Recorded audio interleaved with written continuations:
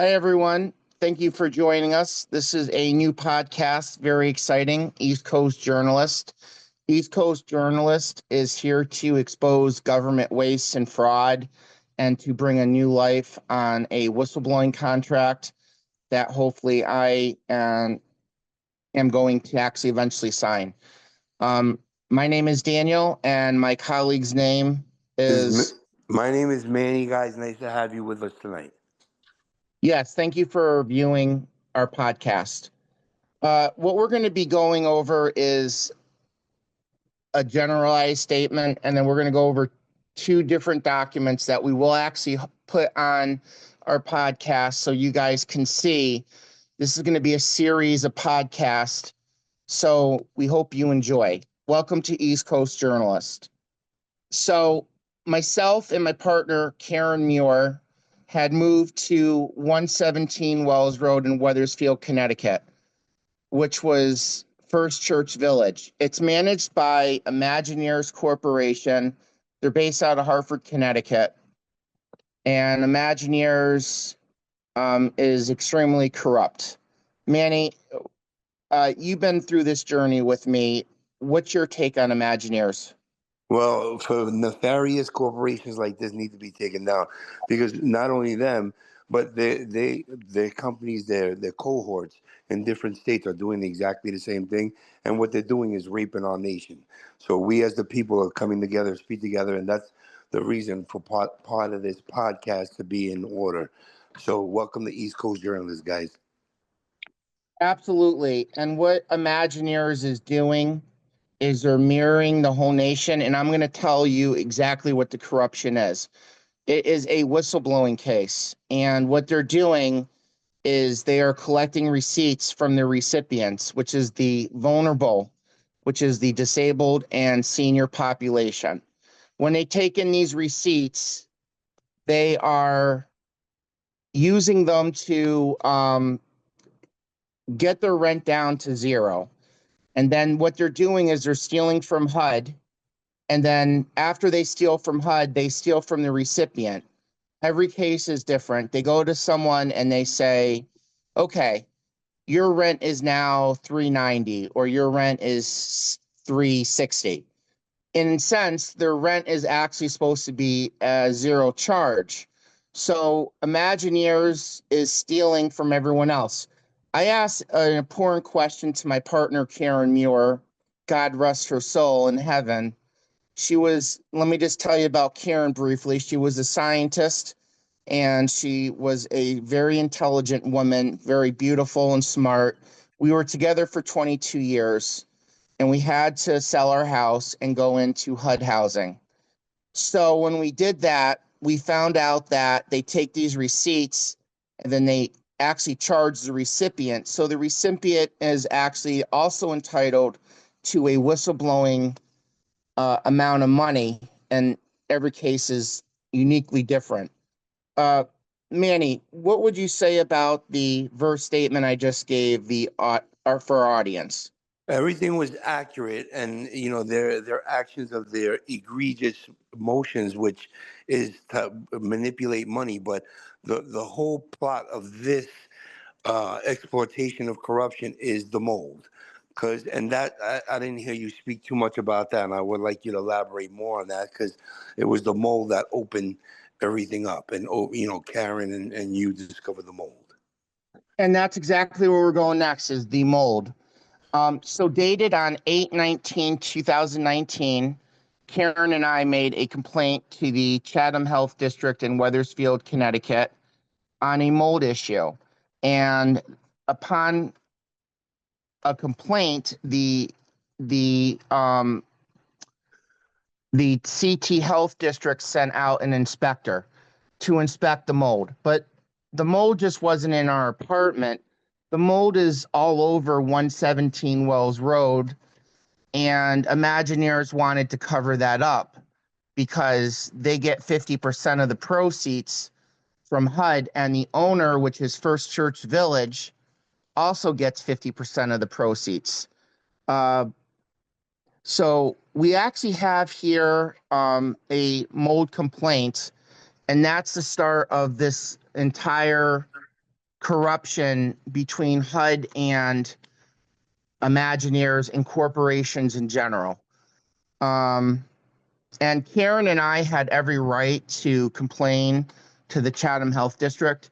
Imagineers did not see fit that we should have complained. So when we actually went to the hotel, I got three phone calls, one from Matthew Anderson, who is the son of Arthur Anderson, who founded Imagineers.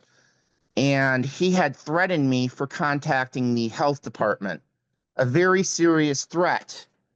And I also got a call from an ex-employee named Renee Morales, and she also threatened me.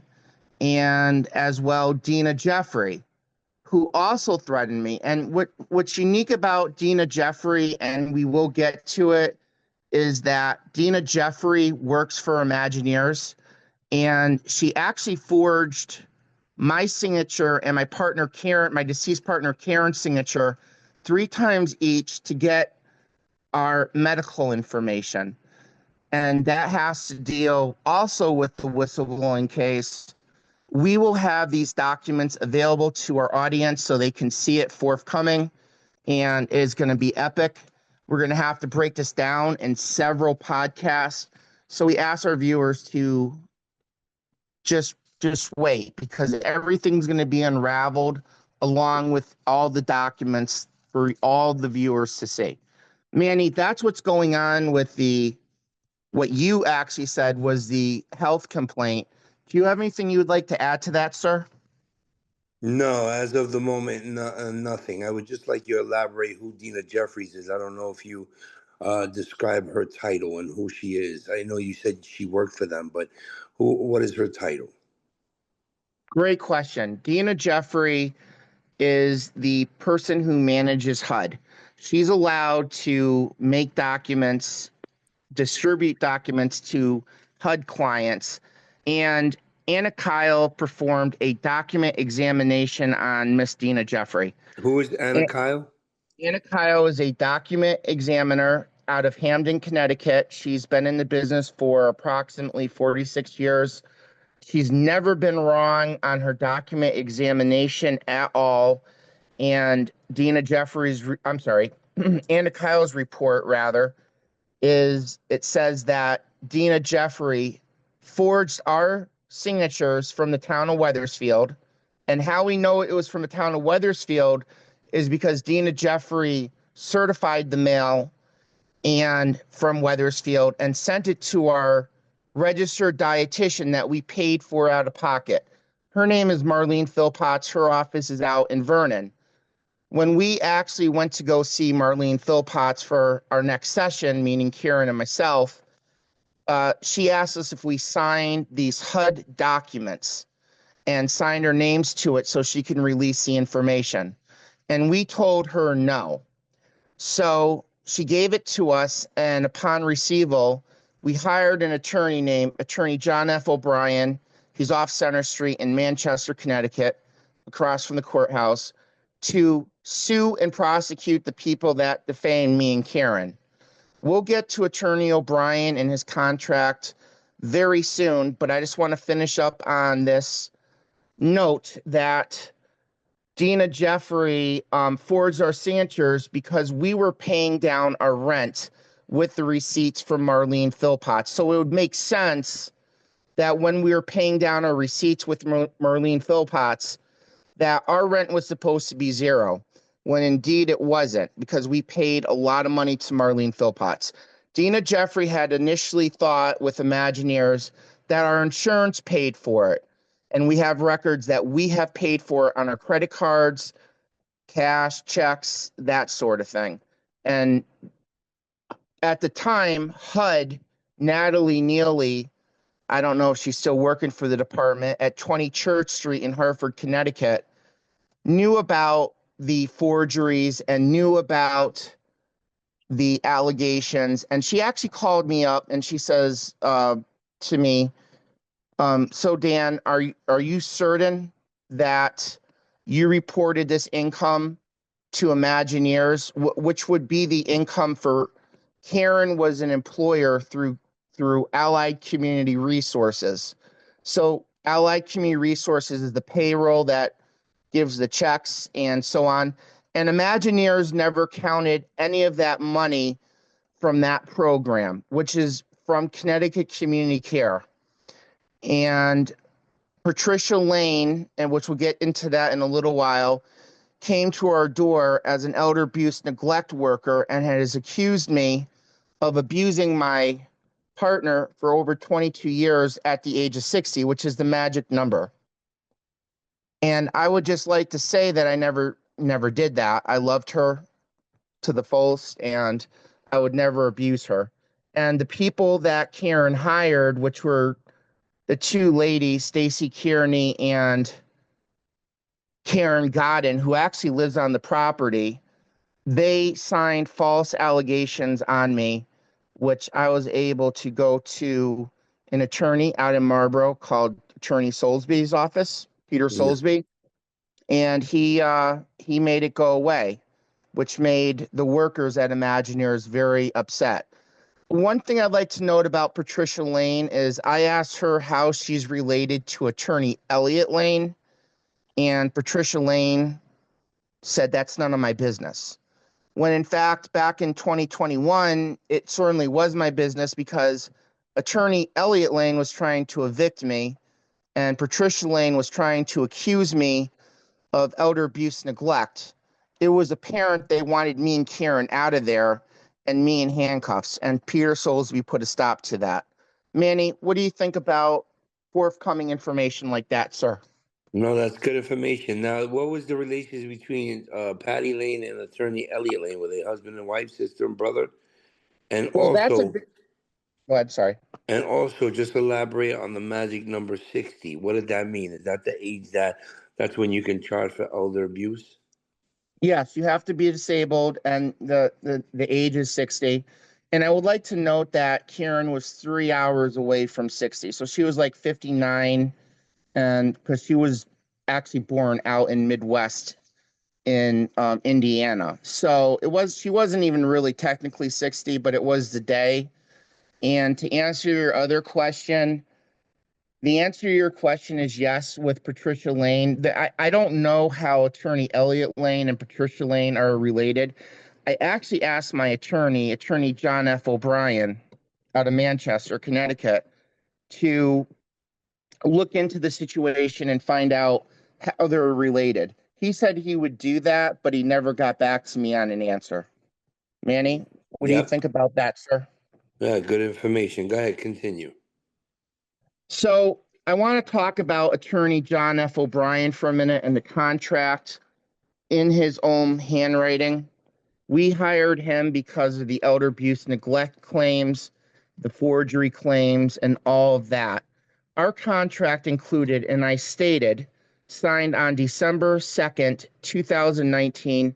This will also be uploaded so the viewers can see this.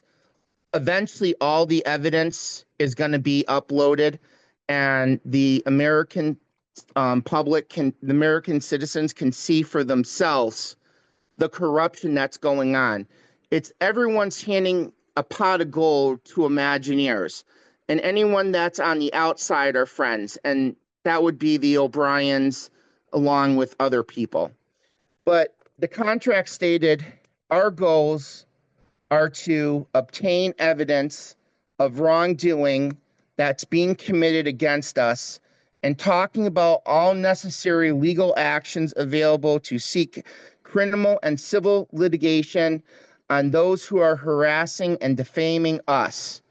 We paid Attorney O'Brien $2,500 today to hire you to represent us jointly. We may need to hire a private investigator to assist us on this journey. Now, I just want to say that Attorney O'Brien did not honor his contract. And on another podcast, we're going to get into this. But Attorney O'Brien, I actually had to take Attorney O'Brien to the grievance committee, and he Now, was hold on. charged. I don't mean to cut you off, but this is the Attorney O'Brien where wife was took money out of her mother's account or something like that, where his wife is the criminal, right? Just to reiterate to me who we're speaking about. This is the same John O'Brien, correct? Yes, at the time when we signed the contract, it was not Mrs. O'Brien, it was her maiden name. And what she did was she went to court at the Well, District wait of a minute. Columbia. That's a different podcast, as you said. I just want to make sure we're talking about the John O'Brien, and also to keep our viewers and on target of who we're speaking of. But continue with John O'Brien. We'll go back to his wife on another podcast. That's fine. But to answer your question, yes, Mrs. O'Brien did commit tax evasion. And lastly, she also admitted in the Columbia courthouse that she stole from her deceased mother. But yeah, that we're gonna touch on that in another podcast. We actually have the FOIA request. I got the documents, and we'll also be putting that online as this podcast continues. So what else, Manny? What else can we? You were talking about after you went to O'Brien, you and Karen, you signed affidavits, and from there, it never went anywhere. And, from there until today, we're still fighting. Absolutely. From there until today, we're still fighting. And we're fighting for the truth to come out. We're fighting for transparency. Look, everyone that's listening to this podcast, we all have somebody in the HUD system. It could be our mothers, our fathers, our grandparents, our sisters, our brothers, our nieces, our nephews. These people are getting hurt. In Anna Kyle's words, Dina Jeffrey is the best forgery artist that she has ever seen in her entire 48-year career in approximate years. She said that. I did not say that. So imagine if she forged my signature, Manny. How many more forgeries is she also committing with other residents? And not to mention, her real name is Dina Cerruti, which is her biological. She actually lives in East Hampton, Connecticut, and she has a daughter, which we're not gonna get into too much of that, but she does live up there, and she has on her driver's license, and she uses Dina Jeffrey. That alone is forgery by itself. Manny, I don't know about you, but that's big time corruption. Right. So what we're going to do on our podcast is we're going to have the agreement that we signed with Attorney O'Brien posted. We're also going to have the Chatham Health District complaint posted. And this is kind of like where we actually started a long time ago. Let me be very clear to all the listeners that are listening. HUD is stealing, I'm sorry, excuse me. The corporations are clearly stealing from HUD. The corporations are clearly stealing from the recipients. I asked Karen one day, I said, if Imagineers is doing this, how many more corporations across our great nation are doing the same exact thing? And her answer was all of them. Manny, would you also agree to that as well? Right. I do agree to that. And so many other acts that they're doing that we're going to try to uncover. And that's the purpose of East Coast journalists. And that is the purpose of East Coast journalists. We couldn't get anything done in Connecticut because the Andersons are very powerful and Imagineers as well. So now we're asking our viewers to hear us out, hear the podcast, hear what's going on, and make a decision in your own way and judge these corporations. We can't allow these corporations to hurt the most vulnerable people. We need people to reach out to President Donald J. Trump at the White House and write a concern. We're asking our podcast people to do this. And you know what? Take your time on it. Look at the evidence. See it for yourself. Because what we're posting is just a tip of the iceberg. This has been going on, this case, for almost 4 years. We have the evidence, and our purpose is to sign a whistleblowing contract with the Trump administration on this corruption and get our paperwork in order so we can have credentials to go into the Brady press room. That is going to be our mission. We are going to get there. We don't know when we're going to get there, but we're going to get there.